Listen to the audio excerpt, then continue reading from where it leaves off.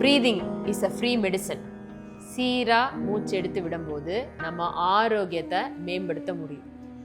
Sinusitis பற்றி நம்ம இன்னைக்கு வீடியோவில் பார்க்கலாம். சைனஸ் அப்படிங்கிற கிளாண்டில் இன்ஃப்ளமேஷன், இன்ஃபெக்ஷன்ஸ் இதெல்லாம் வரும்போது நம்மளுக்கு மூச்சு திணறல் ஏற்படும். இதை தான் சைனசைட்டிஸுங்கிற பிரச்சனையாகவும் உருவாகுது. ஸோ இது எதனால் வருது?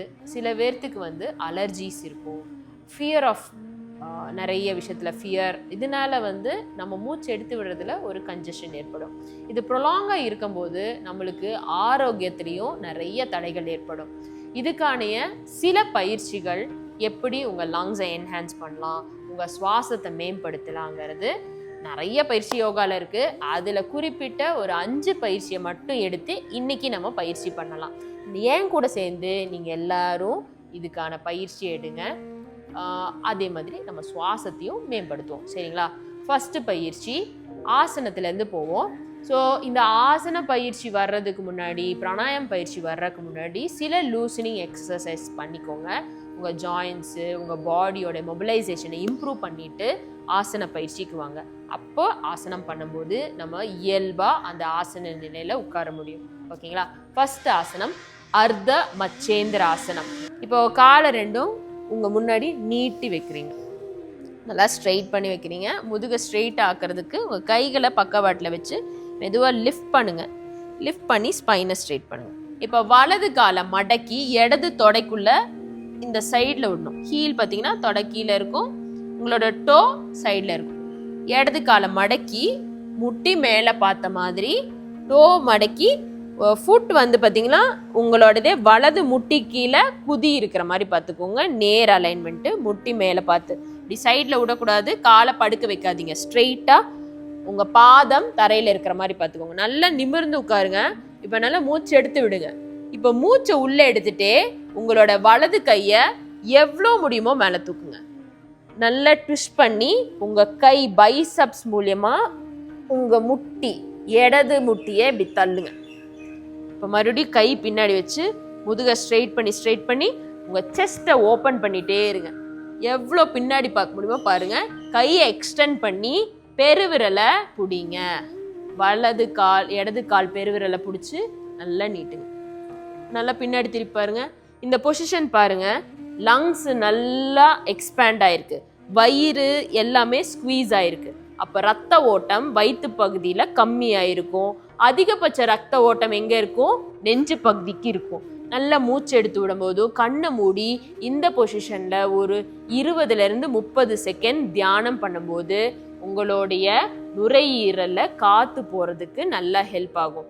அதே மாதிரி டயஃப்ரம் மசில்ஸோட ஸ்குவீசிங் பாருங்கள். கீழே இருக்கிற டயஃப்ரம் மசில்ஸ் வயிற்றுல இருக்க ஸ்குவீஸ் ஆகிருக்கு. அப்போ உங்களுடைய மேக்ஸிமமோடைய லங் கெப்பாசிட்டி எங்கே யூஸ் ஆகும்?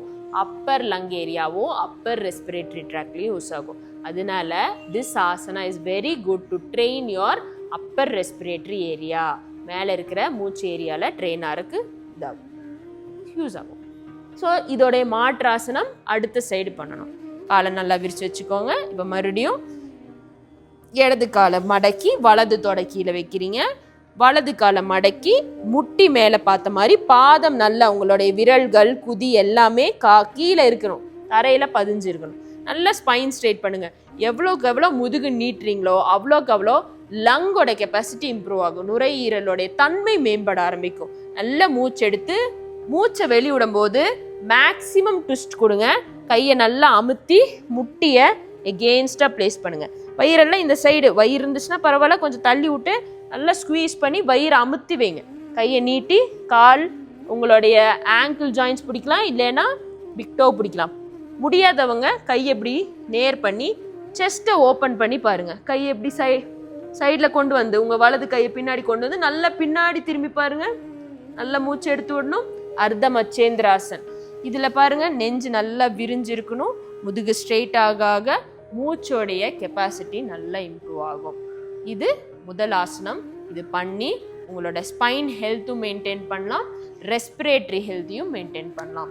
இரண்டாவது ஆசனம் போகலாம். புஜங்காசனம். புஜங்கம், ஷோல்டர் சொல்லுவாங்க, புஜங்கம். இன்னொன்று அந்த போஸே பார்த்தீங்கன்னா பாம்பு படம் எடுத்த மாதிரி இருக்கும். இப்போ வயிற்றுல படுத்துக்கிறோம். வயிற்றுல படுக்கும்போது ஆட்டோமேட்டிக்காக உங்களோட கவனம் எங்கே இருக்கும், வயிறு பகுதி அமுத்துன மாதிரி இருக்கும். கால் நல்லா சேர்த்து வைங்க, இல்லை தோள் பட்டை அளவுக்கு பிரித்து வச்சுக்கோங்க. கையை பக்கவாட்டில் உள்ளங்கை நல்லா அழுத்தி வைங்க. இந்த எல்போவை ஃப்ரீயாக விடாதீங்க. ஷோல்டரை ரைஸ் பண்ணி உங்கள் எல்போ மேலே பார்த்த மாதிரி இருக்கணும். இப்போ தலை தூக்கி நெத்தியை கீழே வைங்க. நல்ல மூச்சை எடுத்து ஃபஸ்ட்டு விட்டுருங்க. மூச்சை முழுமையாக எடுத்து விடுங்க. மூச்சை எடுத்துட்டே மெதுவாக தலை கழுத்து பகுதி தூக்குங்க. இப்போ கழுத்தில் இருக்கிற மூச்சை சீர்படுத்துங்க. இப்போ நெஞ்சு பகுதியே தூக்குங்க. மெதுவாக முன் வயிறு பகுதி வரைக்கும் தூக்கிக்கோங்க. தொடையும் அடிவயிறு, அதாவது ரொம்ப கீழே கிராயின் ஏரியா வந்து கீழே தான் இருக்கணும், அழுத்தி இருக்கணும். கையை மடக்கியே இருங்க. முதுகு நல்லா, ஷோல்டரை நல்லா இந்த ஓப்பன் பண்ணி செஸ்ட்டை மட்டும் நல்லா விரிக்கிறீங்க. இதில் ஒரு 20 to 30 நொடிகள் இந்த பொசிஷனில் ஸ்டே பண்ணலாம். காலை நல்லா அழுத்தி வைங்க. கண்ணை மூடி மூச்சு எடுத்து விடுங்க. Use the complete lungs. நுரையீரலை முழுமையாக பயன்படுத்துங்க. புஜங்காசன் பொசிஷனில் நல்லா ஆர்ச் எடுத்து ஸ்டே பண்ணுங்க. இந்த பொசிஷனில் நீங்கள் கவனிக்கக்கூடிய இடம் விஷுதி சக்ரா, அனாஹத சக்ரா. இந்த 2 சக்ராவும் சைமல்டேனியஸாக கவனித்து அதை என்ஹான்ஸ் பண்ணணும். Meditate on these 2 chakras. சரிங்களா? This is Bhujangasana position. Stay here. And when you are relaxing, மெதுவா முட்டி போட்டு சசாங்காசன் பொசிஷன்ல வாங்க.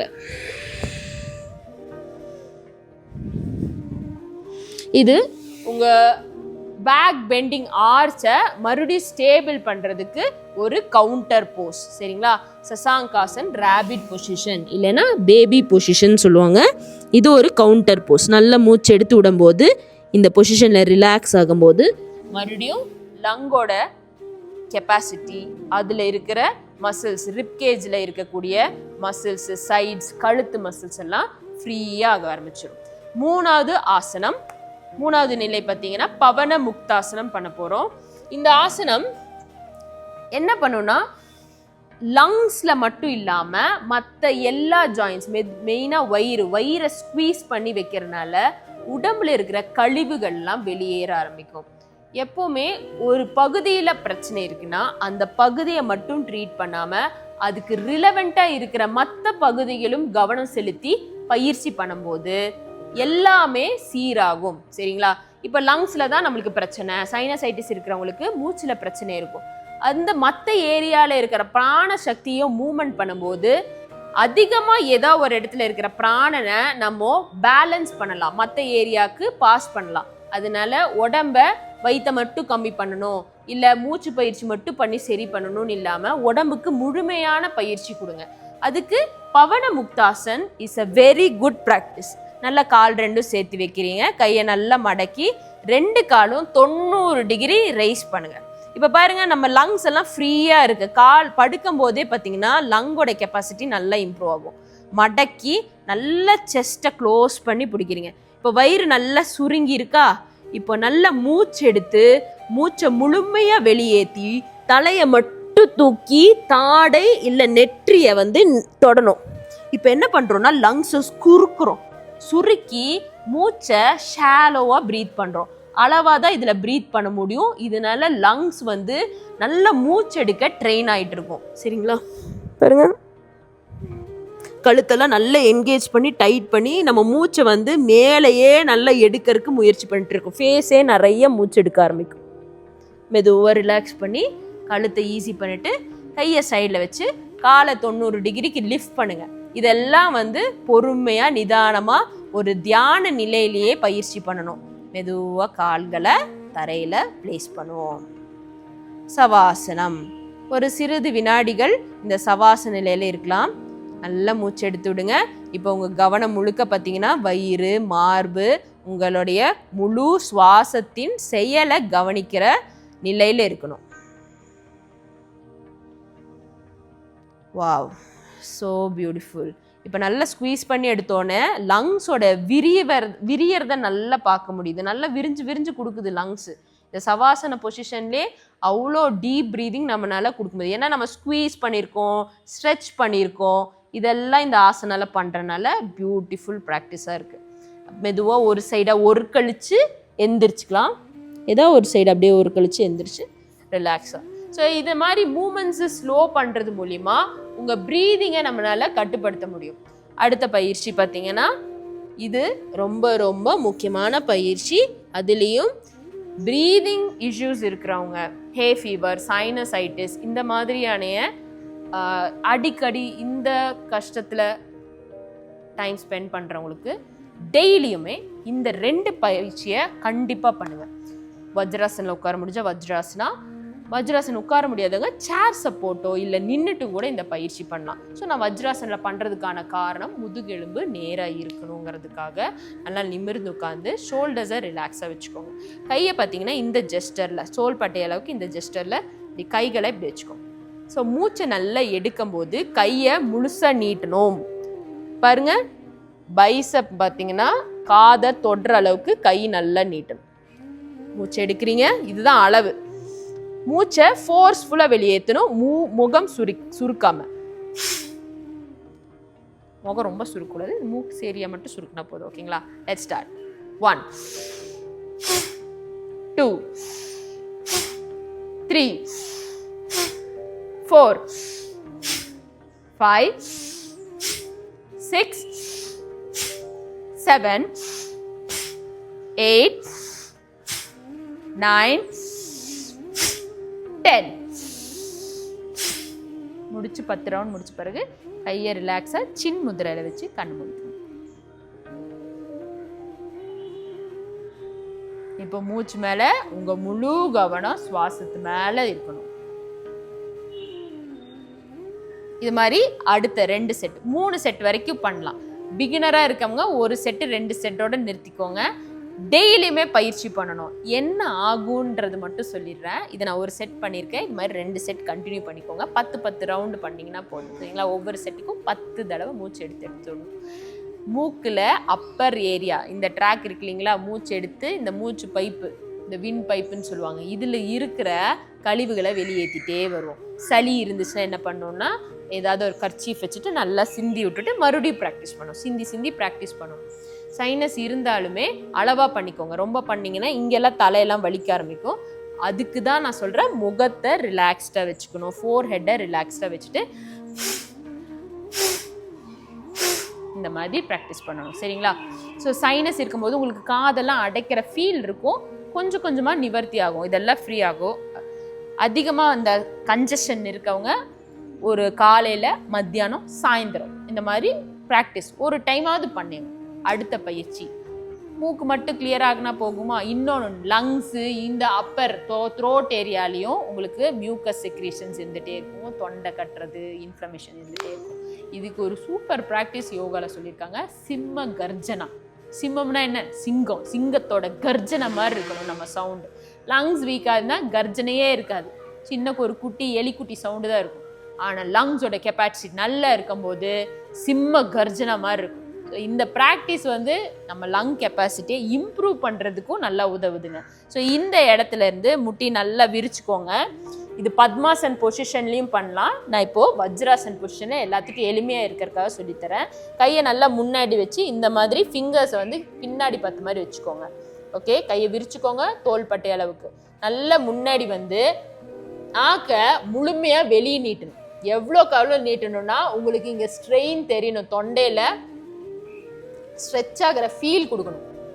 நல்லா எச்சியை முழுங்கிக்கோங்க. நாக்க நீட்டி மூச்சை நல்லா உள்ள எடுத்து மூச்சை வெளியே விடும்போது கண்ணை விரிச்சு சிங்கம் மாதிரி கர்ஜிக்கணும். ஓகேவா? சரிங்களா? இது என்ன ஆகுங்கிறத சொல்கிறேன்.